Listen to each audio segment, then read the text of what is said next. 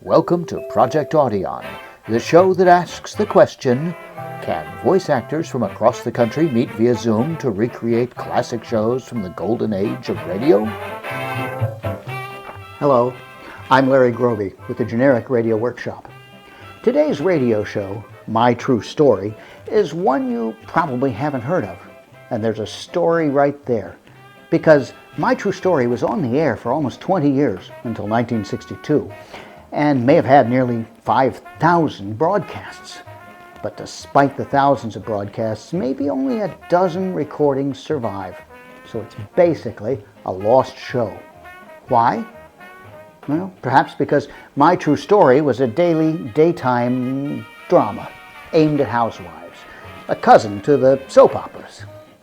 But unlike the soaps, My True Story told a complete story, start to finish, each day. And despite the title, they weren't really true. They were inspired by the tales found in True Story magazine, the original and longest-lived of the confession magazines, which first hit newsstands way back in 1919. True Story fictionalized the dreams and nightmares of American womanhood for 10 decades, until it seems to have just disappeared a few years ago, just as it would have turned 100. When you got past the ads for personal loveliness and laundry, you found sagas of love and betrayal, hope and despair, and those maddening teenagers. Most of the thousands of True Story radio scripts were penned by just one woman, Margaret Sangster, whose own true story is probably more inspiring today than those of the women she dreamed up. No, this show comes from another time, when men were men and women were women, and our lives seem separate and mysterious. Now, our episode right here comes from 1958. It came to us just recently from a lady who was actually in the show as an actress when she was 10 years old. Now, I know she's listening tonight, so Christy, many thanks for the script.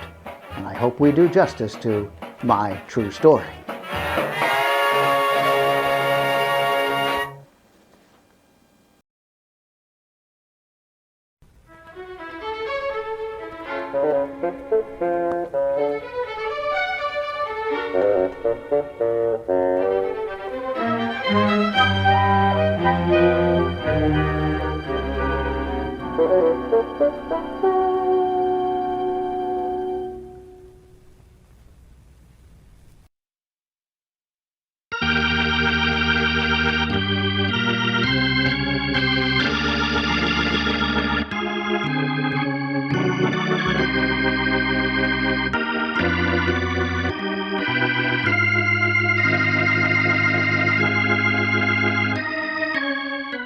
My True Story, today and every day, Monday through Friday. A complete story about people and their problems, adapted from material supplied by True Story magazine. I stood in front of the doctor, who had been so kind to me, and watched him read the telegram. When he glanced up from it, his eyes were filled with pity. No, you weren't imagining things, Mrs. Ellington. This telegram is very definite. But you are sure it's real, Doctor? Perhaps I'm dreaming the whole thing. Perhaps I'll wake up tomorrow morning and Doug will be beside me, and I'll touch his shoulder and his eyes will open and he'll smile at me. And I'll tell him about my ugly nightmare. Oh, please, Doctor, say it's a dream. Say I'll wake up in the morning, please.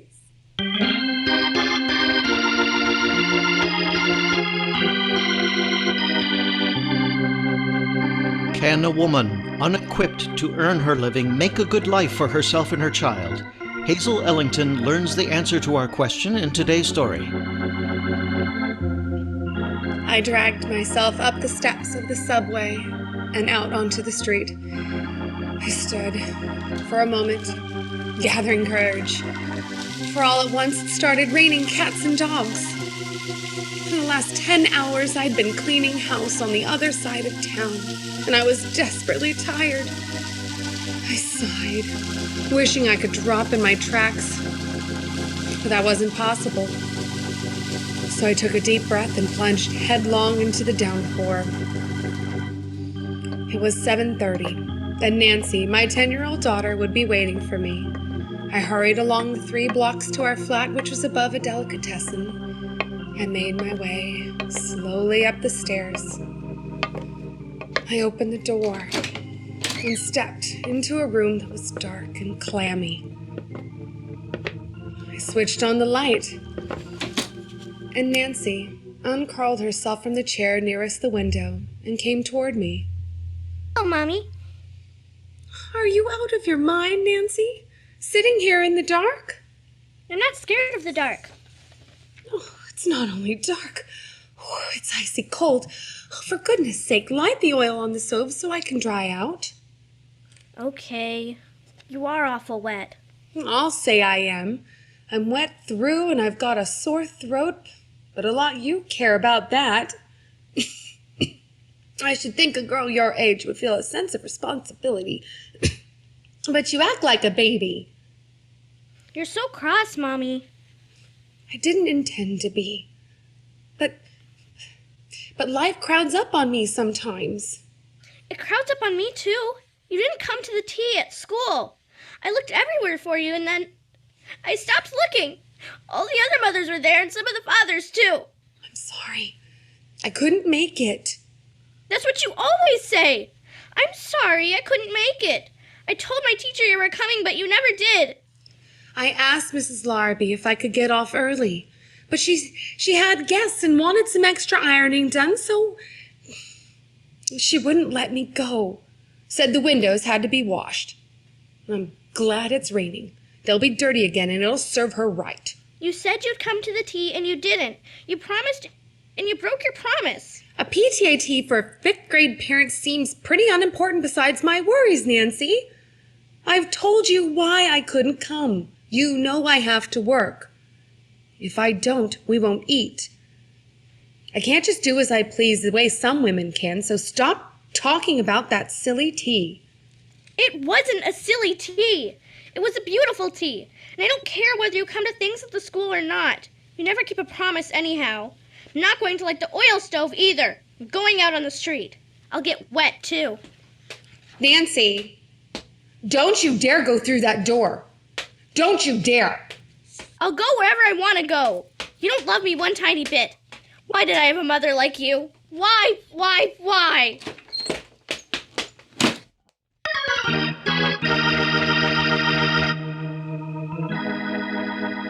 I sat there alone, shivering. I couldn't run after Nancy. I hadn't the strength. She'd hang around the newsstand or the drugstore for a while and then come home, I reassured myself. I looked around the shabby room, and the tears welled up in my eyes and spilled over. I wasn't giving Nancy the kind of home a little girl needs, and I knew I lost my temper much too easily. Forgive me, Doc, I whispered. Forgive me for not taking better care of our daughter, but I can only do just so much. Oh, Doc.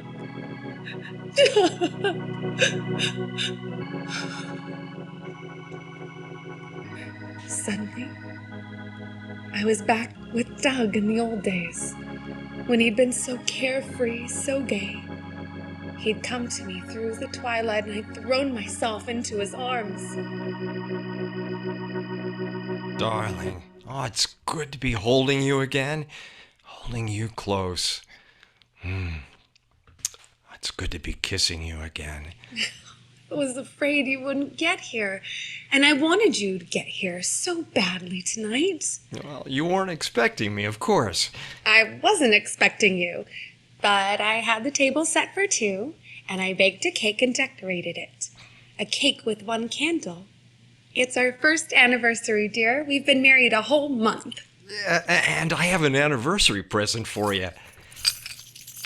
The charm bracelet? The silver one we saw in the window? Yeah, what else? Hold out your arm, dear, and I'll fasten it around your wrist. There now. It is beautiful. A charm bracelet with 2 charms on it already. There'll be 50 charms before we filled the bracelet.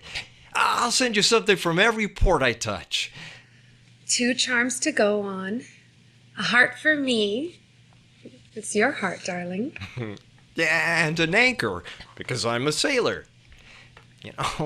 You may not love me, darling, when you see me in civilian clothes. I'll love you so much when I see you in civilian clothes that you'll be groggy. Once you're in civilian clothes, I'll know you're home to stay. Of course, you're devastating in your sailor suit. You're devastating in that pink dress you're wearing. Hey, when you asked if I'd brought you the charm bracelet, I said, what else? You mean you bought me another present? Doug, what's the second present? Well, it isn't a bracelet with 2 charms on it. Then... It's a week with 7 days hanging from it. Darling, I've got a week's leave. What do you know about that? 7 days. And we'll spend them together right here in our own flat. 7 beautiful days. 7 even more beautiful nights. I can't believe it. Why, we've had 7 whole days and nights together. Our honeymoon was only Saturday and Sunday, and... Doug? Why are they giving you a whole week off right now? Don't ask yet. Ask on the evening of the 6th day, and I'll tell you. I don't need to ask. I know already. You'll be shipping out, Doug, at the end of the week, right? Yes, darling, I'll be shipping out at the end of the week. But darling, the war's almost over. It can't last more than a month. Oh, I swear it can't. I wish I could believe that, Doug. But it might last a year or longer. It might last 2 years, perhaps. It might last here to eternity.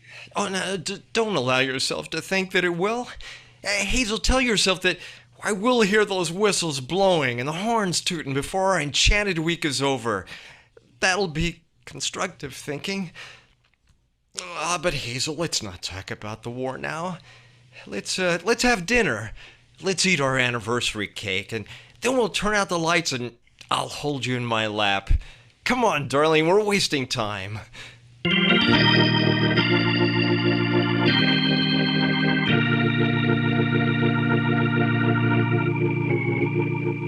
It was an enchanted week. It went by faster than fast.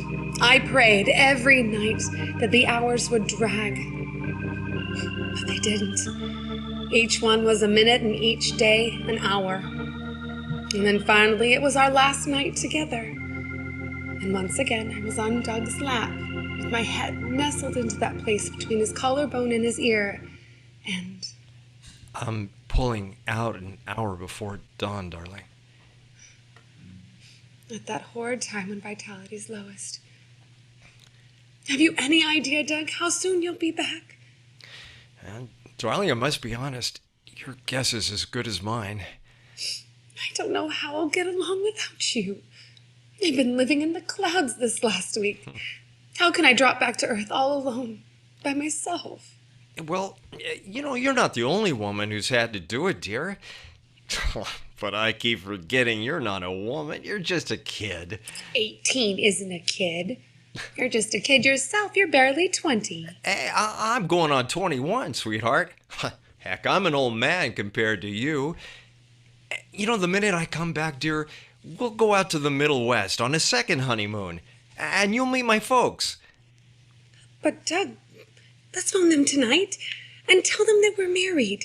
I'll feel better if they know we're married before you go away. Yeah, you'll feel better maybe, but I won't.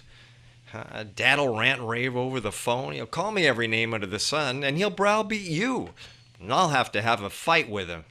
And then Mom'll come on the phone, and she'll cry, and oh, no thanks. I don't want anything to spoil our last evening. Well, if you feel that way. But your father can't be as bad as you say. Doug, after all, he's your father. He must love you. Oh, sure. He loves me. But love and discipline go hand in hand as far as Dad's concerned. Yeah, he didn't believe in spare the rod and spoil the child.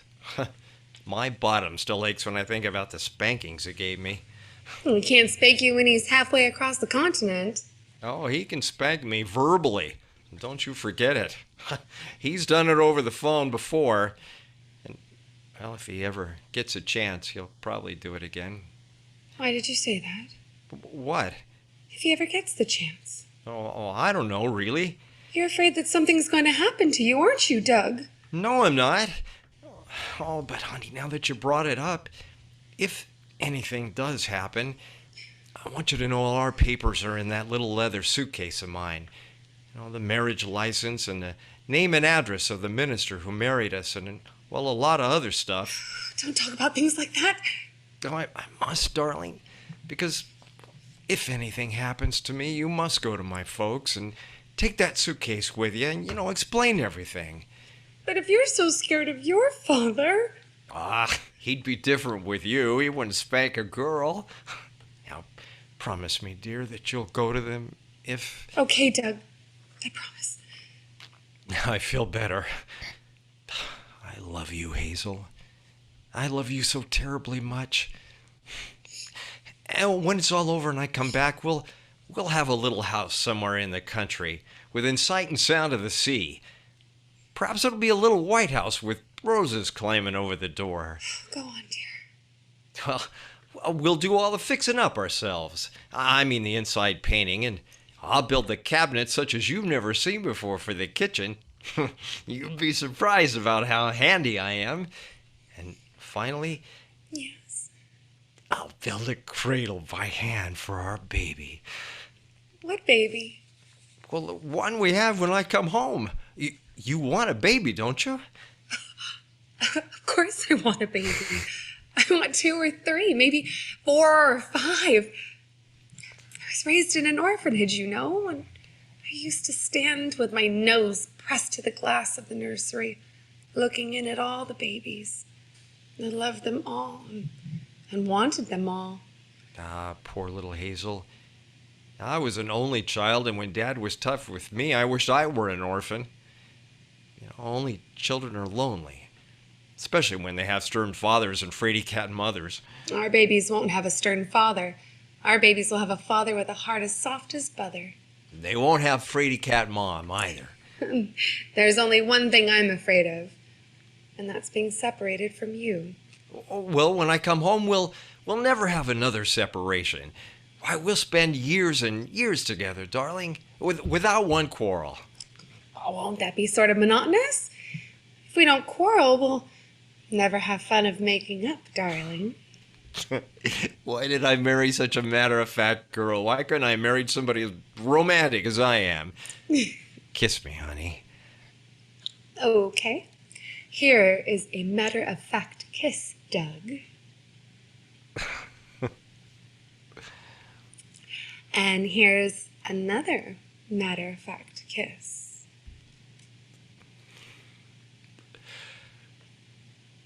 Well? I should have my head examined. There's nothing matter-of-fact about your kisses, sweetheart. They're made up of stardust and sheer unadulterated romance. Okay, darling, let's not talk about the future. Let's talk about the present. Let's talk about now. I don't care. Because the week's almost over. You're going tomorrow when the sky's still dark. You're leaving before dawn. Darling, hold me close so I'll forget everything except your arms around me and your lips on mine.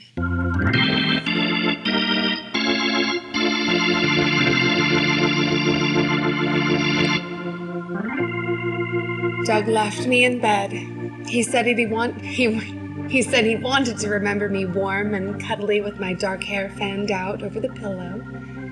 But when I heard the door open and close behind him, I raced to the window and watched him walk away from me until he turned around the corner. I watched him out of sight, which is bad luck. I don't think I ate or slept very much during the week after Doug left, but finally I pulled myself together and was able to carry on. 2 months went by, 2 months without a word from Doug, and one day during the 4th month of our marriage, I fainted across the counter in the department store where I clerked and was taken to the office of the company doctor, and he examined me And, Well, Mrs. Ellington, I think you'll live. oh, I'm sure I will. In fact, you'll take a whole new lease on life when you hear the news. News? What news? The best news in the world. You're going to have a baby. I'm going to have a baby? That's right. But my husband's away, Doctor. The personnel manager gave me your dossier. As I understand it, your husband's in the Navy? That's right. And how long have you been married, Mrs. Ellington? Over 3 months. Are you sure I'm going to have a baby? Perfectly sure. That I am. And how old are you, Mrs. Ellington? I mean, forgive me for saying so, but you look so very young. I'm 18. And your husband? He's 20. Just a couple of kids. Are you living with another girl, Mrs. Ellington? No, I live alone in a 2-bedroom apartment on 3rd Street.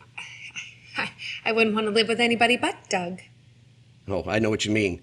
But at a time like this, I think you should have someone with you. My husband will be back soon. When he left, he said the war would only last a little while longer. Oh, and I'm inclined to agree with him. But even so, quite a lot of time may elapse between an armistice and his discharge. Oh, well, let's not cross any bridges. Have you any relatives? No, sir. I was raised in an orphanage. Has your husband any people? He has a mother and father in the Middle West.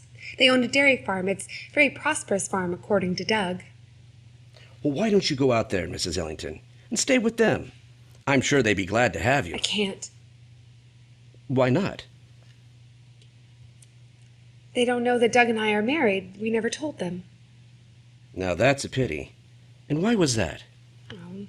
Doug was an only child, and, well, he's sort of scared of his father. No, not scared exactly, but his father's the explosive type.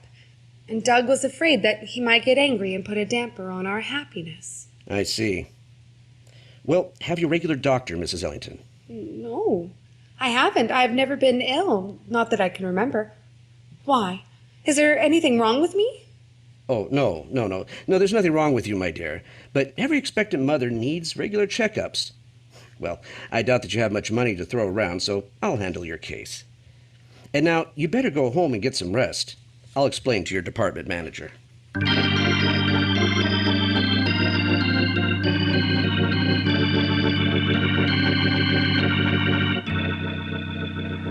I went home in a taxi. It was an amazing luxury, but I didn't feel up to battling with the subway crowd. I made myself a cup of tea and went directly to bed, and lay there thinking about Doug and the cottage we'd have and the cradle he'd make by hand for our baby. The days went by and became weeks, and the weeks became months, and then, when I was 4 months pregnant, everything happened at once. I came home one night and found fire engines in our street. And a policeman told me that I couldn't go through the lines even though I explained that the burning house was my house. And 3 days later, as I poked through the ashes that were still warm looking for a certain suitcase, I received a telegram from the government. I read it through twice, but it didn't seem to make sense, so the next morning I went to the office of the company doctor, and seeing me, he rose quickly. Mrs. Ellington, you look like a ghost. I think I am a ghost. Did anybody tell you that the place I live in caught fire and that everything was burned? Why, no. That was 3 days ago, and today when I was there trying to find things that belonged to Doug and me, I got this telegram. Will you read it, Doctor? Why, of course. What does it say? Read it.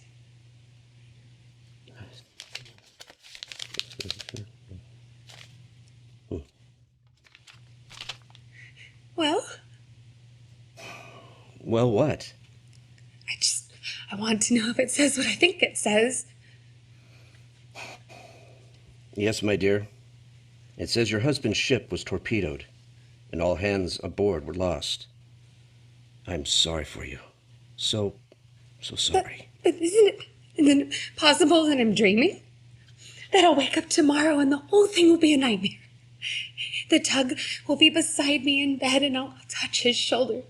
Then he'll wake up, and I'll tell him about my foolish dream. No, it isn't a dream. You must be very brave, Mrs. Ellington. You owe it to your child. After all, your child is a part of Doug that's going on and on. Oh, and on and on and... But where will I go, Doctor? You have only one solution, Mrs. Ellington. You must go to your in-laws on that dairy farm. Have you enough money to pay your fare to the Middle West? Why, yes. I think so. I haven't spent much money since Doug's been away. Yes, Doctor. I think I have just about enough.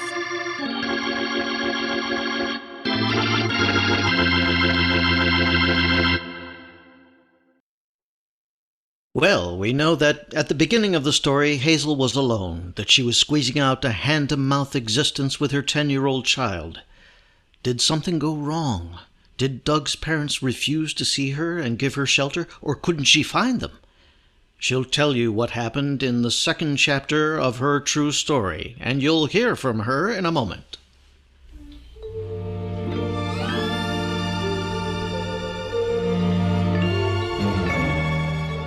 Even if you must do housework every day, you can still have lovely, more youthful-looking hands, hands you'll be proud of. How? Use Trouchet, new heavy-duty Trouchet for hard-worked hands. You see, hard-worked hands heal twice as fast with new heavy-duty Trouchet with silicones. Kitchen tests prove it. That's right, kitchen tests with women just like you. What happened to their hands can happen to you, and new Trouchet helps protect your hands through every chore you do, just when you need protection most, with winter's cold, drying winds hurting your hands even more, making them rough and red. And now, for a limited time only, you can save 7 cents on the 5-ounce bottle of Trouchet. Trouchet. Now in the beautiful new bottle with a graceful spiral design. You can get Trouchet today for lovelier, more youthful-looking hands. New Trouchet with silicones. Act now. Save 7 cents.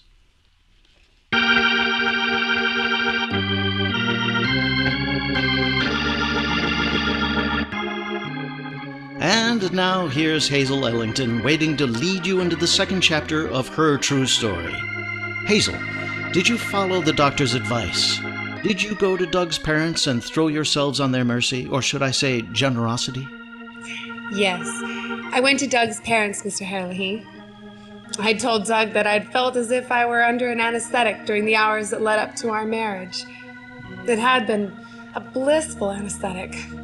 Well, on the trip to the Middle West, I was again drifting. But this time, the anesthetic wasn't sweet. It was painful and bitter. Finally, I reached the town which the farm was located and took a taxi out from the railroad station. I recognized the farm from Doug's description, and suddenly he was closer than he'd been since I'd received the telegram. I went up the path that led to the door and rang the bell. And the door was opened by a slim, gray-haired little woman who stared at me. Yes? You're Doug's mother, aren't you? I'd know you anywhere from his description. Yes, I'm Doug's mother, but who are you? Doug's wife.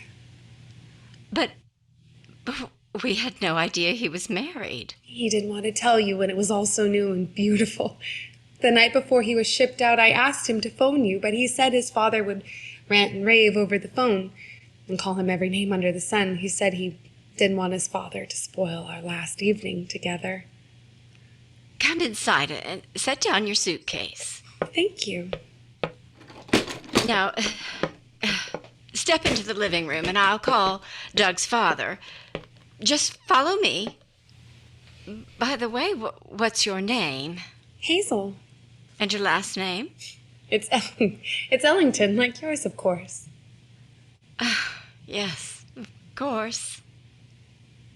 I suppose you got the telegram, too?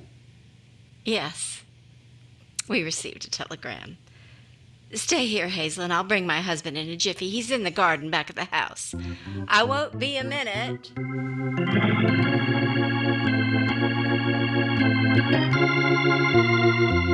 I'll never forget my interview with Doug's father. He was just exactly as Doug had described him. A stern, domineering man, and he certainly did rant and rave.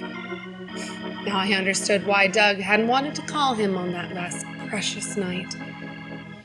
I tried to face up to him while Doug's mother, her cheeks ashen, lingered in the outskirts of the scene, like a shadow. Hey, you're married to our son. Where's your proof, miss? Well, the ring I'm wearing. What's the engraving inside say? We didn't have anything engraved in the ring. There wasn't time. We decided to get married very suddenly, and... Yeah, I bet. Where's your wedding certificate? I don't have it. While I was at work a few days before I got the telegram from the War Department, the house I lived in caught fire, and it was burned. Oh, it was, eh? Yes. All of our papers, including our wedding certificate. That's a lie, and you know it. I think she's telling the truth, Father. Oh, you do you? Well, you either keep out of this or leave the room. But I can't help but feel that... Leave the room and close the door after you. Yeah, yes, but I do think... Get out and close the door! Why did you do that? She's sweet. She's a fool. Now look here. Doug was only 20. He couldn't have gotten married without my consent. You're just a kid yourself. I'm almost 19. Ready to have a fling with any sailor that came along, eh? No, sir. Doug and I were married. You're lying. You know it's hard enough to lose a son without a cheap girl saying she's married to him. Well, for all I know, you weren't even acquainted with Doug. You might have got his name from some other sailor and worked the whole thing up just to get money out of me. Mr. Ellington, I am down and out. I used my last cent to get here from New York, and I haven't a penny left. And I'm going to be the mother of your son's child. But I won't listen to another word you say. I'm going. Well, it's just as well. Because if you didn't go of your own free will, I'd have put you out. You and your dime store wedding ring. No, young woman, I guess I'm not quite the fool you thought I'd be.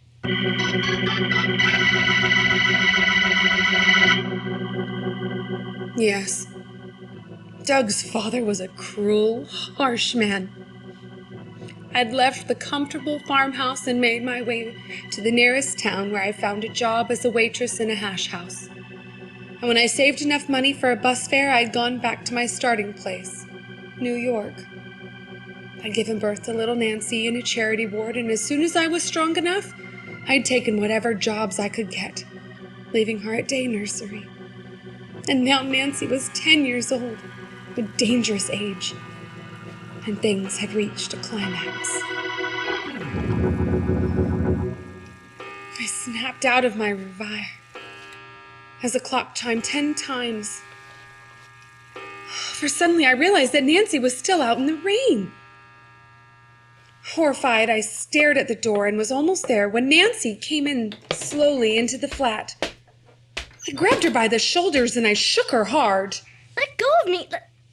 Let go of me. Don't shake Where me, have Mother. you been, Nancy? And what have you been up to? Answer me. I was scared almost to death. Put your neck down. You're back. Are you glad I'm back? Yes, Nancy. I certainly am. Then why are you shaking me? I don't know. Where were you, Nancy? I was in the drugstore reading comics, and a man bought me a soda. A man bought you a soda? Nancy, you mustn't talk to strangers. Haven't I told you that 100 times? It isn't safe. I like sodas. Nancy, listen to me. Please listen. You're just a little girl now. But certain men aren't very nice to children. Please promise me that you won't let strangers buy you sodas or candy or... I won't promise. Nancy, you're the only thing I've got in the world, honey. But it's terribly hard to raise a little girl without a daddy to help. I'm worried all the time because I'm not doing right by you. That's why I get cross so often. But I do my best for you, darling. Really, I do. Oh, is that so? Well, you didn't come to the school tea, and you promised you would. All the other mothers came. You were the only one who didn't. I'm going to bed. I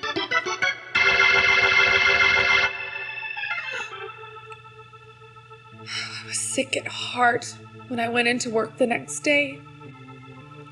Nancy continued to be strange and growing and standoffish with me. Until one night, I noticed a sudden change in her. I came home worn out as usual and found that she'd already fixed supper and set the table.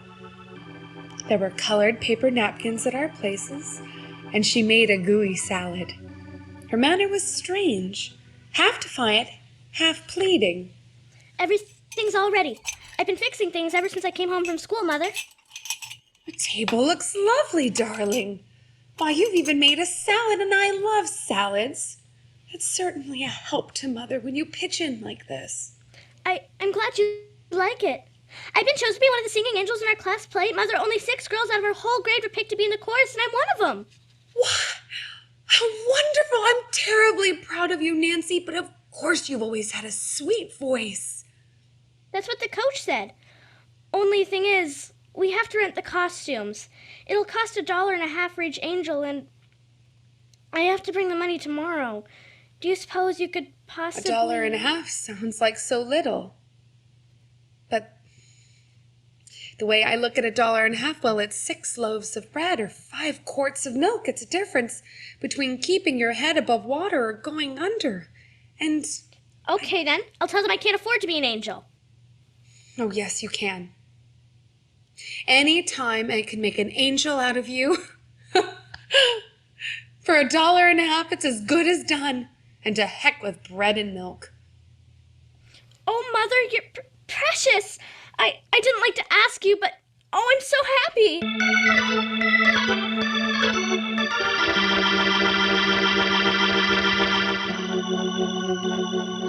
I had so little of Doug left. My wedding ring, a pressed rose of faded theater stub, letters, a dim snapshot, a silver bracelet with 2 charms on it. Directly after supper, I took the bracelet to a pawn shop. And when I came back, I gave Nancy her $1.50. The bracelet hadn't been worth much except for its sentimental value, which was beyond everything on earth. When I gave Nancy the money, she threw her arms around my neck. She hadn't done that since the episode of the PTA tea party. Oh, gee, Mother, thanks an awful lot. You'll come to the play, won't you? Nothing will keep me away. I love you, Mother. After this, I'm going to try to be a good girl. I promise, on my honor. Oh, darling. I know it's hard sometimes, Nancy, but we do love each other, and we'll get along. You bet we will. We'll get along just fine.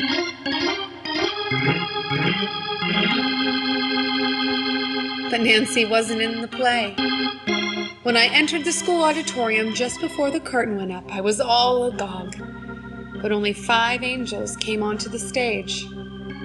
When the play was half over, I slipped out and went home, and there was Nancy, laying face down on the floor, her body shaken with sobs.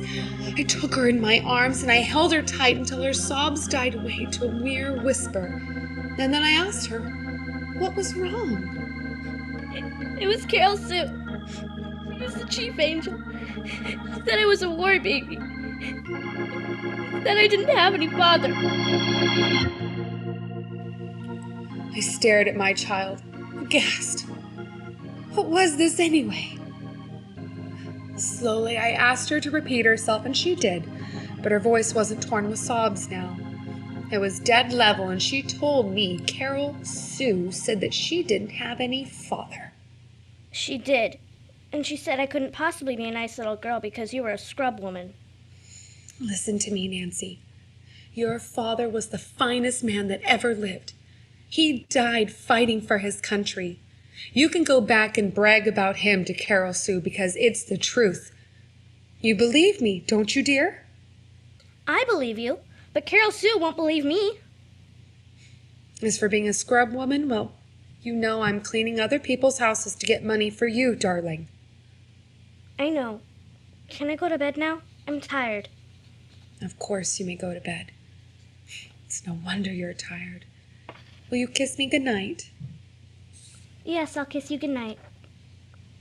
It's hard to be good in this world, isn't it, Mother? Very, dear. Very hard.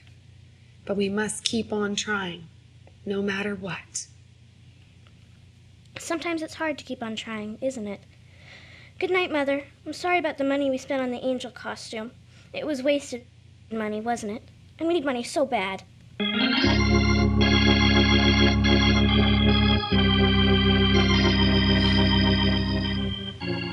I watched Nancy creep out of the room. She was suffering because I had made a nice life for her. Suddenly I went to my bureau and lifted out a box in which I kept a few memories of Doug. I took from it a faded snapshot and placed it beside one of Nancy that a street photographer had taken the summer before.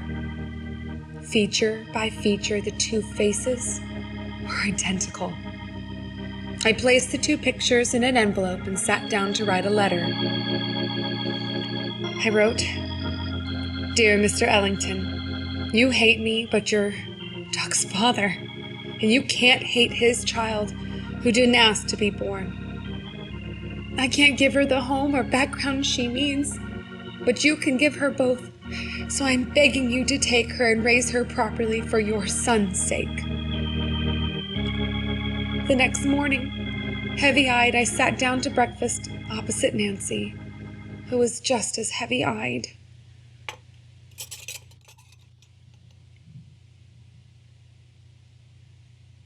I had funny dreams last night. I did too. Have some cereal, Nancy. I'm not hungry, Mother. I don't want any cereal. But Nancy, you'll starve before school's out. I'm not going to school anymore. But you must, dear. If you make me go to school, I'll run away. I haven't the heart to argue with you, Nancy. You can stay home today if you want to, and we'll talk it out tonight and reach some decision. Okay. Here's a quarter, darling. You can get a soda at the drugstore for your lunch. Why, thanks, Mother. Thanks a lot.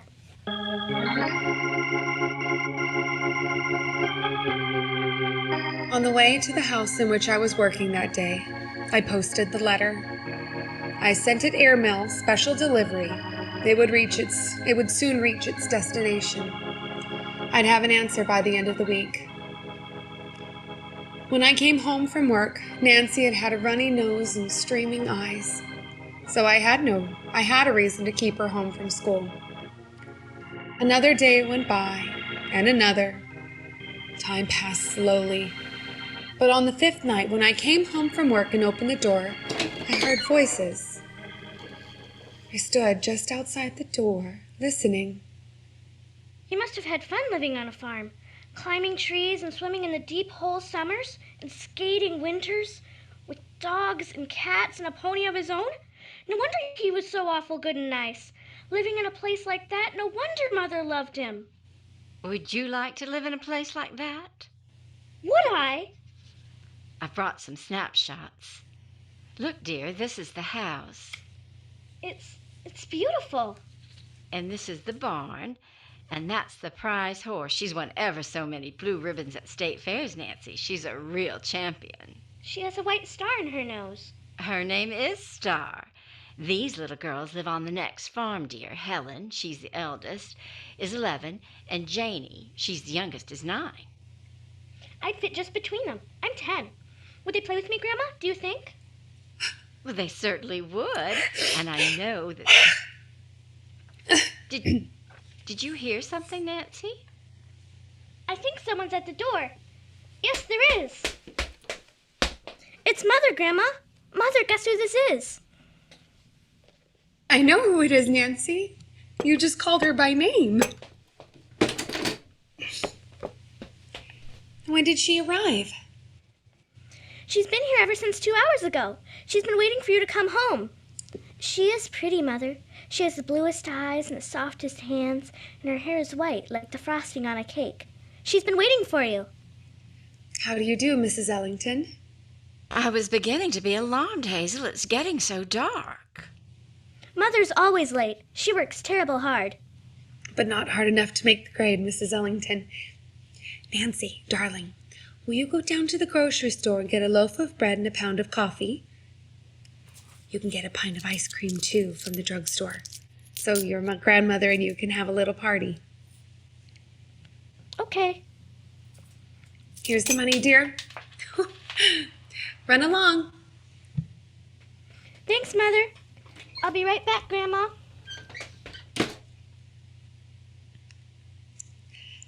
So my letter reached its destination. Yes, Hazel, it did. And I thought this was the best way to answer it. It was the kindest way.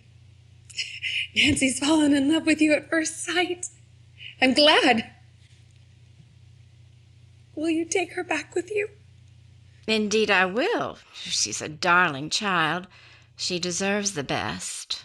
I can't give it to her, but you can. Yes, I can. But tell me this, Hazel, how can you part with a child who's so precious? Doesn't she mean as much to you as the... She means everything to me. Everything on this earth and heaven, too. She's all that's left to me of Doug. That's why I'm willing to give her up. Doug's mother was studying me, her blue eyes alive with interest, and with something else that I couldn't quite analyze. It wouldn't be sympathy. After all these years, Doug's parents had never given me one drop of sympathy. After a moment, she spoke. You said you were willing to give Nancy up because she's all that's left to you of my son, but that doesn't make sense. It makes all the sense in the world, Mrs. Ellington. If she had meant less to me, I wouldn't give her up. I'd struggle along somehow.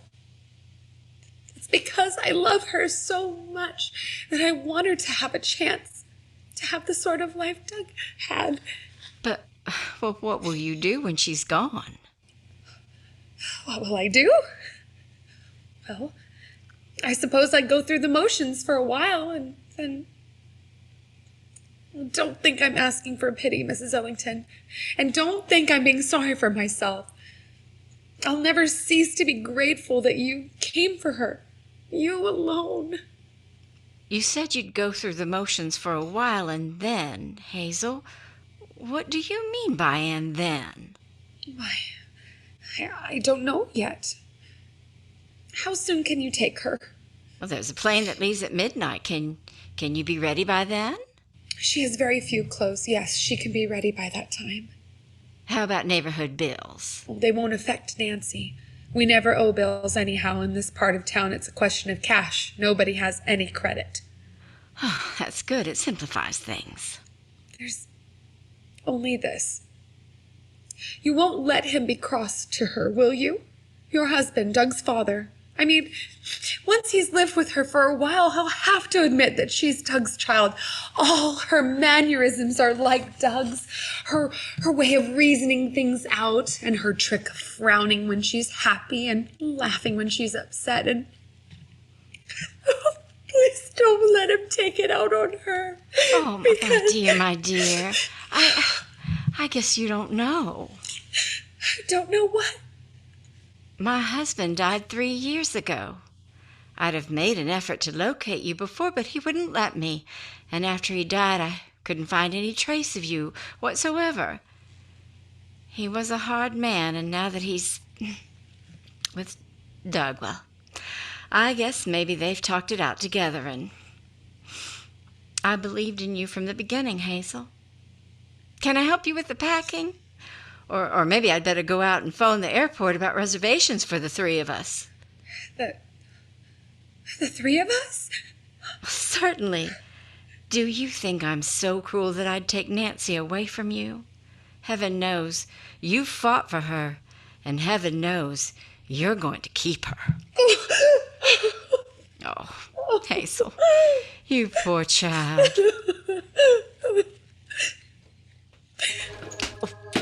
Now that's Nancy. Don't let her see you cry, and pull yourself together, dear, for her sake.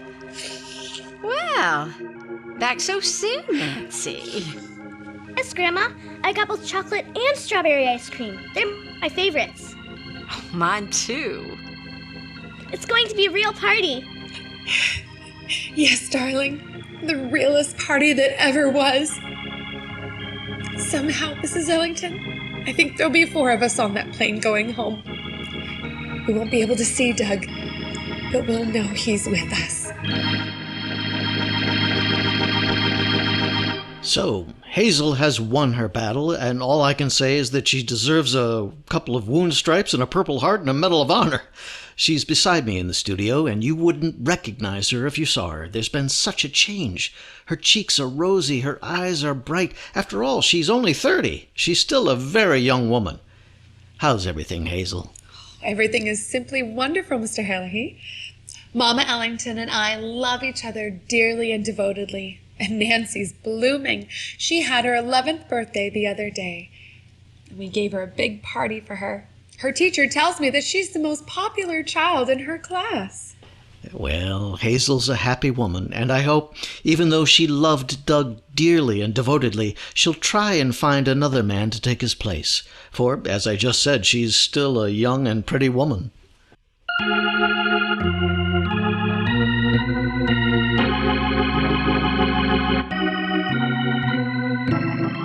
Listen tomorrow to My True Story, brought to you every day, Monday through Friday. If you have enjoyed the program which you have just heard, the editors of True Story magazine, who supplied the material from which it was adapted, are sure you will also enjoy reading the current issue of True Story magazine. Buy your copy of True Story magazine today at all newsstands. My True Story is adapted for radio by Margaret E. Sangster. Featured in the cast today were Joan Lazar as the unhappy young mother, Ina Cummings, aged 10, as her 10-year-old child, Claudia Morgan and Merrill Joels as her husband's parents, and George Firth as her young sailor husband. The music was by Rosa Rio. My True Story is directed by Kenneth McGregor and produced by Ted Lloyd. This is Ed Herlihy.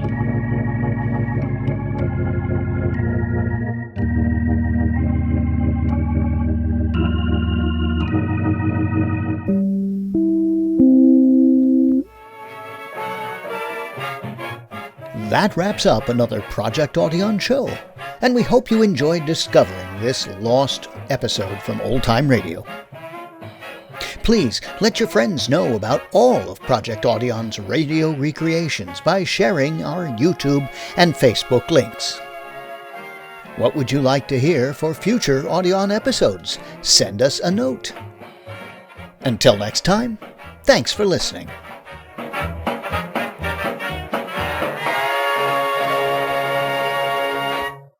Don't forget to use Truche.